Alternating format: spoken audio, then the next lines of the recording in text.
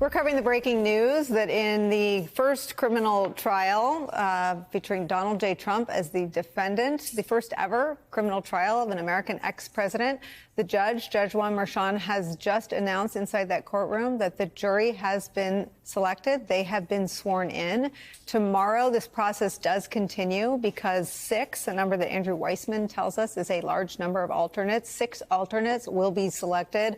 And all of the jurors, the ones that were sworn in today, as well as the alternates that are likely selected tomorrow, will hear all of the facts and all of the evidence in this case, which could start as early as Monday. Andrew Weissmann.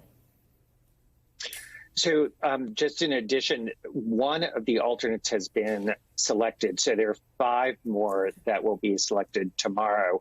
Both sides under state law are given 2 peremptories for each alternate that they have to use for that person. So when we get to alternate 2, a proposed juror will come on, and each side will have the opportunity to exercise 2 peremptories, and then you're done. Then the next person gets chosen as number 2, and that goes on until you have the 6 alternates. And as Sue said, it is possible overnight you could lose some of the initial 12, in which case, like, alternate 1 would move into one of the juror seats.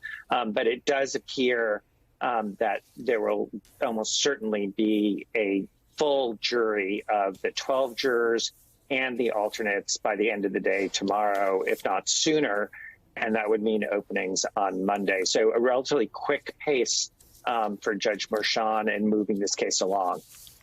I want to read something Ian tweeted yesterday for everybody to mull as this process really gets real for everybody, including Donald Trump. Quote, "There isn't another defendant in the country who could thumb their nose at pretrial conditions of release the way Donald Trump has and remain walking free. Not one.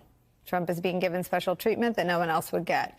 If you'd done what Trump's done, you'd be in jail." Ian, it just seems like another thing to keep front of mind, that the conduct is not normal. We should never normalize it. And if I did it or you did it, we'd be in jail.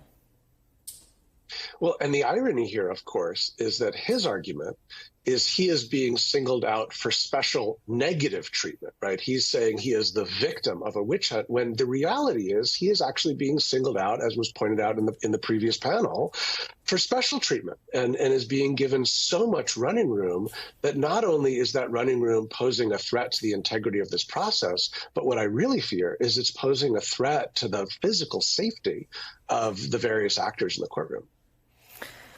And to your point, in your experience and your history, it is exactly what he does. And so far, no force, not the presidency, not serving as the commander-in-chief, not being charged with 88 felonies, no force has changed the way he functions.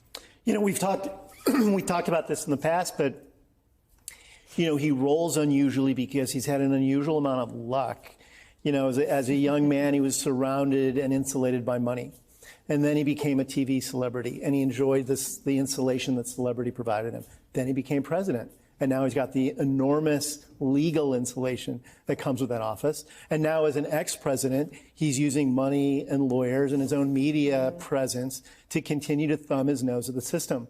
You know, and one of the things that Ian said about the extent to which trust, broadly defined, is being degraded now because of Trump, I think we have to really think about what that means for the long-term health of the country, because Trumpism will outlast Donald Trump. Even if Donald Trump loses in November, he's paved this path to power for the GOP and others who aspire to roll like him, that is built on degrading everyone's trust in any other institution or any other figure than him, and to really wage a culture war. Not discuss policy, not discuss the makeup of the court or foreign policy, and to really appeal to people's worst instincts. And we're going to live with that, whether we like it or not, for a very, very long time. And that's another reason why he is such a damaging and dangerous and destructive person.